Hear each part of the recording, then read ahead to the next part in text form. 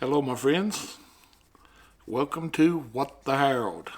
And tonight I want to talk to you a little bit about a rabbit hole that I got involved in. When I say rabbit hole, I mean, if you're not familiar with what I mean, let me explain it a little. When I'm tiki talking or YouTubing, watching videos, I'll I'll get in an algorithm, I guess, of that particular genre of video. And today I started watching some videos of mean kids, rude, mean children. I mean, these were, oh God, these were some demonic little children. Just for instance, there's a video game out, I guess it's called Fortnite, and this kid was an addict. He was all about wanting to play it. His mom wouldn't let him play it, and on the computer he wanted to play it on, she offered him her laptop, and he couldn't get it to work right, so he destroys her laptop. They were taking credit cards from their family, from their parents, from their brothers, whatever, sisters, and they would make these bogus charges, and they would spend. I saw up to $400 on one video, and of course they're going to get caught. It's a credit card. The attitude these kids had when they got caught, and Fortnite was taken from them. It's like this game is a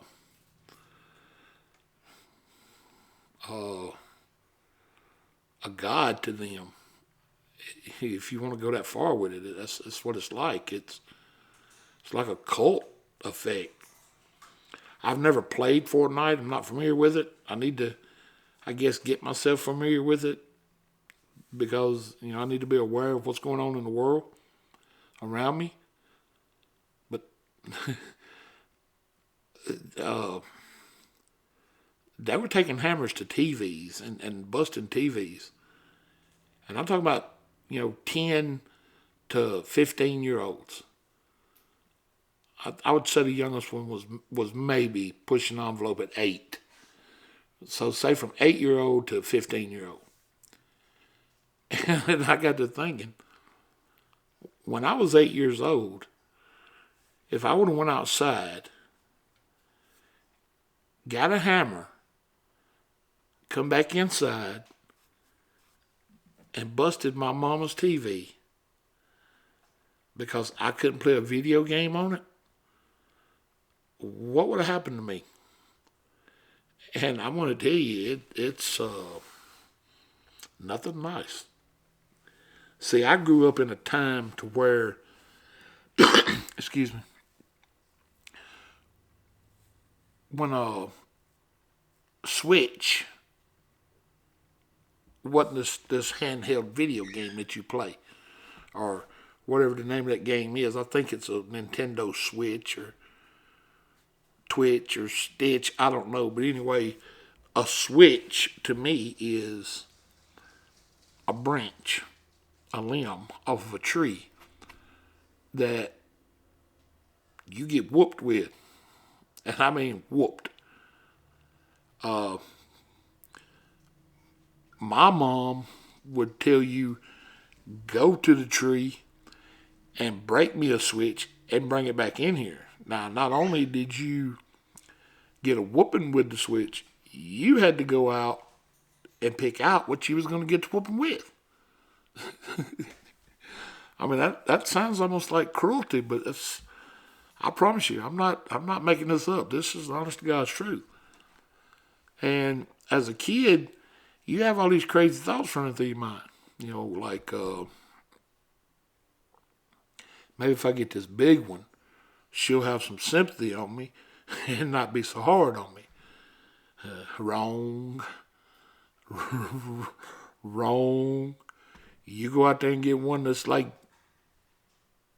way big, I hate it for you, or I hated it for me, because it was almost like you was challenging her to, you think, oh, won't whoop you with this one, you crazy. If you go out there and you get one that's too small, and they had to go get their own, oh, God. You never want them to go get their own. They're already mad at you. If you come back in with the wrong size switch, well, then they even madder at you. And if they got to go to the tree and get it themselves, you better be hiding. No, you don't want to hide, because they're going to make you come to them. And I got whoopings back. When I was a kid, that every word was a lick. And you got a lick every time she was talking to you through the butt whooping. And, you will not do that again. Them words that had 3 or 4 syllables in it, you got 3 or 4 licks for one freaking word. And, good thing she didn't have a good vocabulary. I love you, Mom. I miss you a lot. The whoopings apparently done some good. I mean, I'm not an angel. I have had a dark past. Who hadn't? But with that being said, I'm not out here robbing people. I'm not out here on drugs. I'm not drinking. I'm not a criminal. I was scared to be a criminal for several reasons. Number one, Mom and Daddy finding out about it, because I knew what would happen if they did. And number two, I was raised to respect the law. And I was raised to fear God. And when I say fear God, I'm talking about the same kind of fear that you would have for a chainsaw, for example. If you fear a chainsaw because you know what it can do to you, you tend to have a lot more respect for it when you're using it. And you're real careful about how you use it. And you're real careful with what you do with it while you're using it. And it's a lot like that with God. Once you realize what God's capable of, you better learn how to respect that, because not having a fear of God is it's not good. I mean, you can call it a fear, as in scared to death of him, and that's not what he wants. What he wants you to be is respectful. He wants you to give him the glory that he so deserves. And you think, well, what the hell is going on?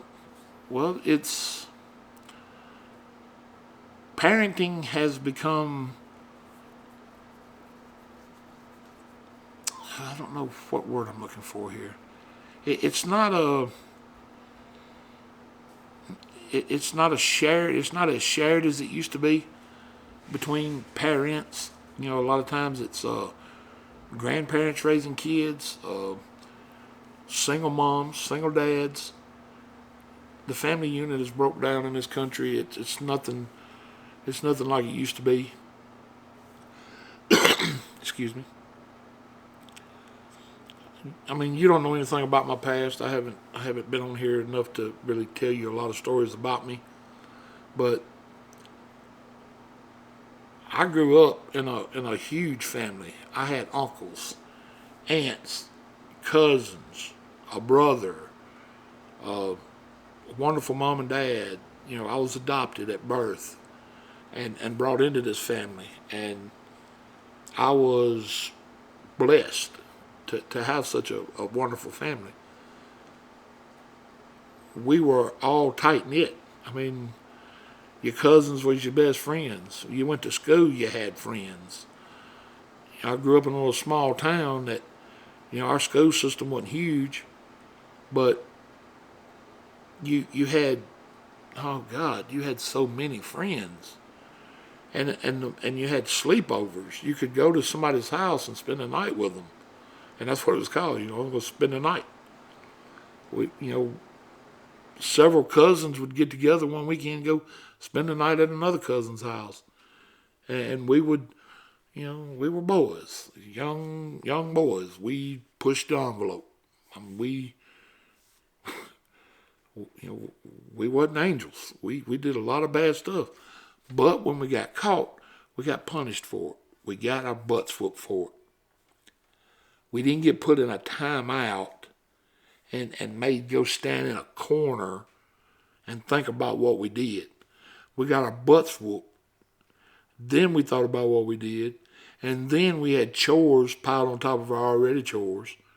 We were punished for doing wrong.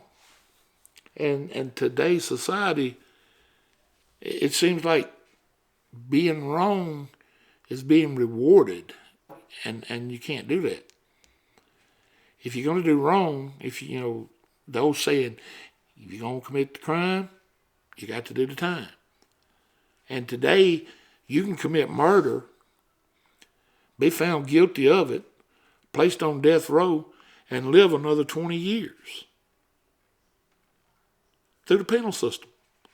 Now, if, what the hell, I think, and this is my opinion, I think if you go to court and a jury of your peers finds you guilty of murder and a judge sentences you to death, I don't think you should have a year to think about what you've done.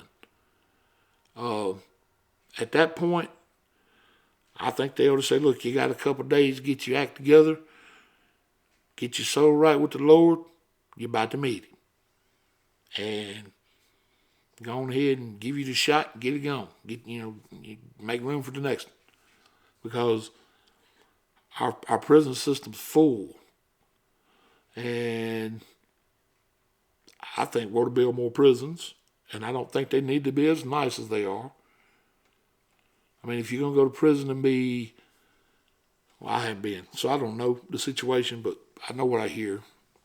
I hear that there's color TV and gyms and 3 square meals a day, medical, full benefits. What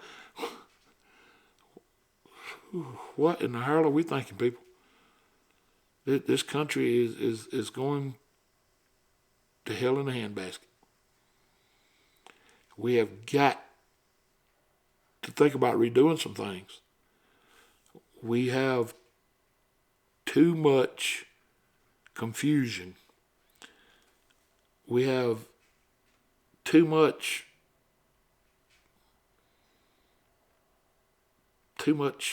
of too much.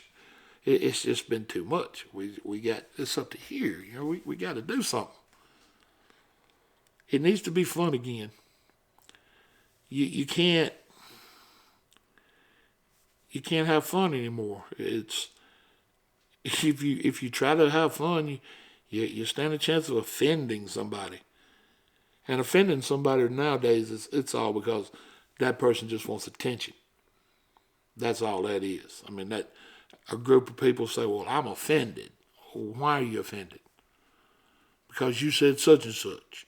Because you did such and such. Well, grab your big boy drawers, pull them up, and move on. Grab your big girl panties, pull them up, and move on. It's so what? You offended. It didn't hurt. It may hurt your little feelings. But, it wasn't physical. It wasn't no physical pain. And if you can't deal with a little mental pain, well, that offends me. Because that means you're not really adult. Because once you become an adult, You've raised your kids. You got grandkids coming up. You've paid a mortgage for 20 some odd years. You've worked your whole life trying to make a living, and you're still out here struggling because the United States government thinks we're a bunch of idiots. Oh, apparently we are. You know, they're constantly doing what they want to do. And the lower and middle class people will always be the lower and middle class people. You have a few that, may get lucky and win a lottery or hit big on something else. Who knows? But what I'm saying is we have to figure out a way to get control back. Right now, there are certain groups that are trying to gain control, and the control they're trying to get is taking the authority. And I'm not talking about a racist issue here. I'm not talking about, it is some political. I'm not talking about a certain group of people. I'm talking about a certain demeanor, a certain attitude that certain people have.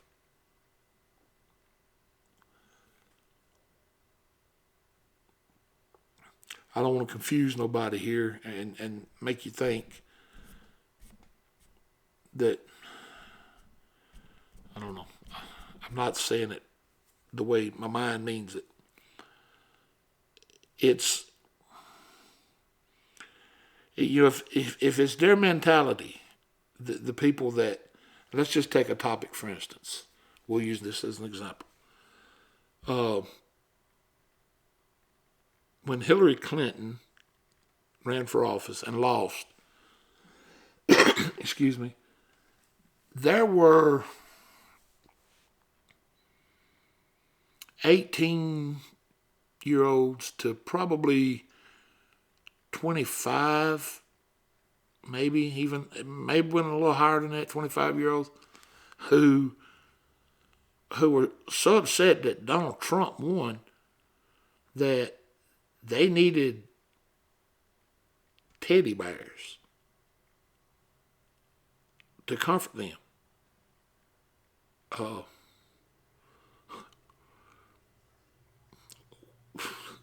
What the hell? How?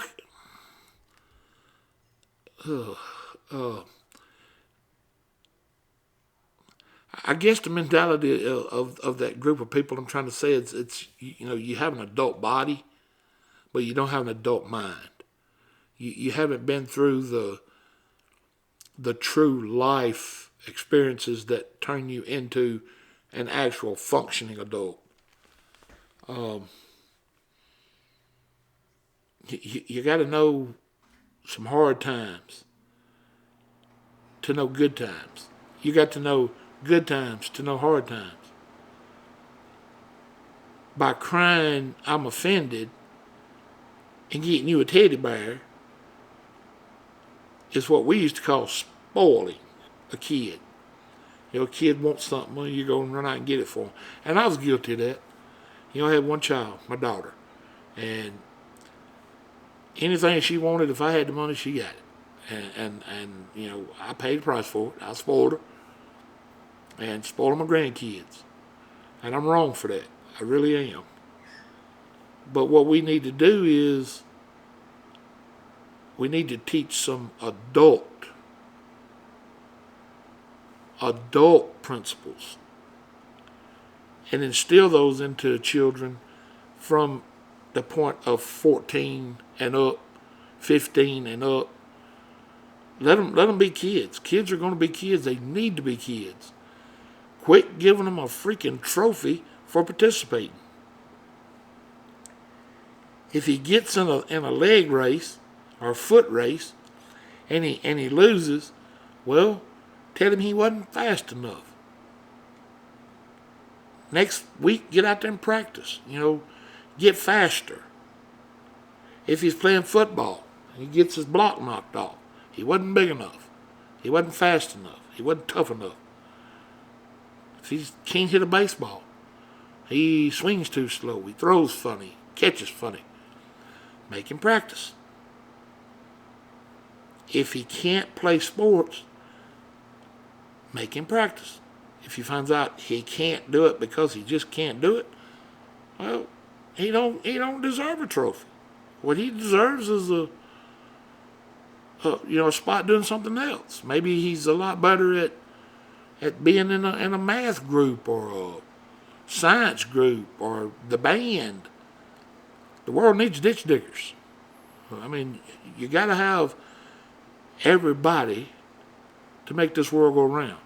You got to have your laborers. You got to have your CEOs. You got to have it all to make it a soup. It's like the ingredients. You go in and put on a pot of water. If you don't put the chicken in it, well, then you definitely ain't gonna have chicken soup. You're gonna have a pot of boiling water. If you don't put the seasonings in it, then it's gonna just be a bland, boiling piece of chicken. You got to have ingredients in society to make it work.